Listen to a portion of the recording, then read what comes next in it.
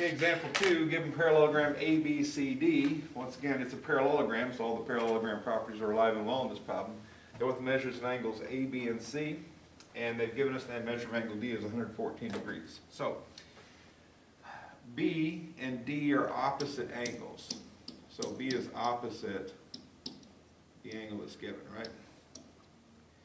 A and C are opposite one another, but they're both consecutive angles to angle D. So A is consecutive and C is consecutive. These are congruent to each other, these are congruent to each other. So the measure of angle B equals 114.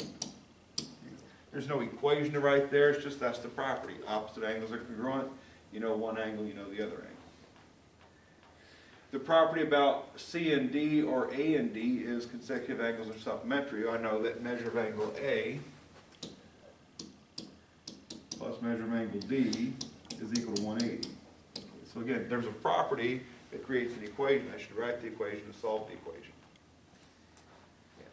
Use the property to write the equation. Make sure that step happens in your process.